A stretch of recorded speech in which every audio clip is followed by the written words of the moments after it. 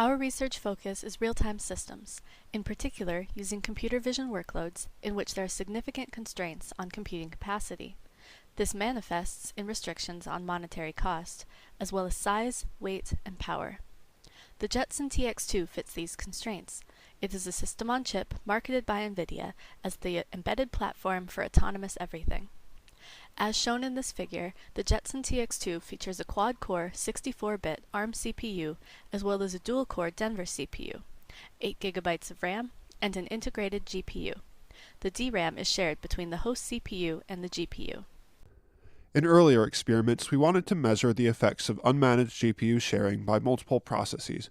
We measured times of CUDA thread blocks, CUDA kernels, and overall program execution with differing amounts of sharing. Our experiments revealed that co-scheduling could improve overall performance compared to a common practice of forcing serialized GPU access in real-time systems.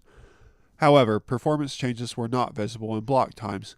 We discovered that this is because CUDA, under the hood, multi-programs thread blocks on the GPU, allowing GPU code from only one process to execute at a time.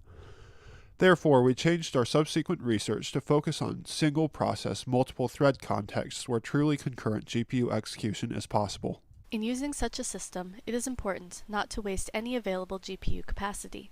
This motivated us to investigate the scheduling behavior of NVIDIA GPUs. To this end, we designed a framework that allows us to experiment with a variety of GPU programs in order to infer the scheduling behavior, which we have organized into a set of rules. Through our experiments, we have also made clear the potential for future middleware, which might reorder GPU work to maximize device utilization. For example, in the figure on the left, the submission of 6 small blocks of GPU computation before one large block results in wasted capacity and unnecessary delay for the large block. In the figure on the right, the large block is submitted just before the 6 small blocks, fully utilizing the GPU.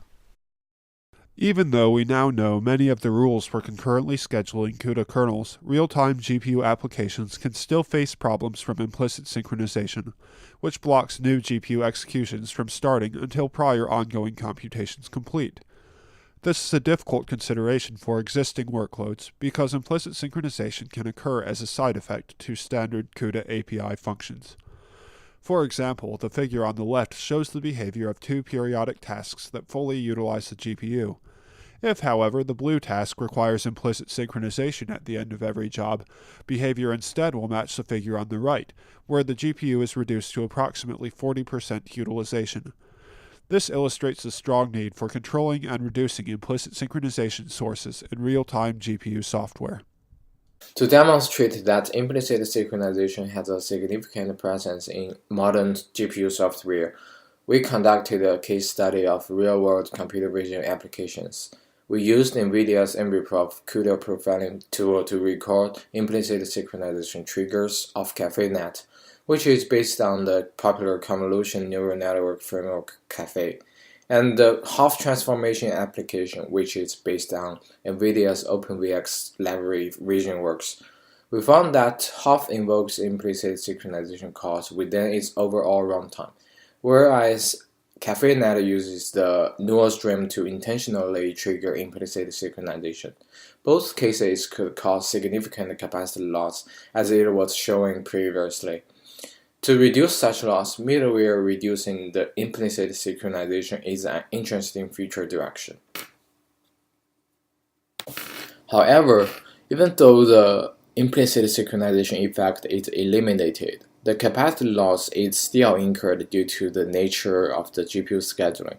We show a total utilization bound, above which there exists a task system that has an unbounded response time. To describe such task system, we first define a GPU task model. In this task model, besides traditional parameters Ci indicating the execution time and the Ti indicating the period, we add 2 more parameters Gi and Bi describing the thread block size of the GPU task. Looking at the counterexample illustrated in this figure, tau3 incurs unbounded response time while the total utilization is close to Im minus B max plus 1. In our ongoing work, we are attempting to prove the response time bound for the task system that satisfies this utilization bound.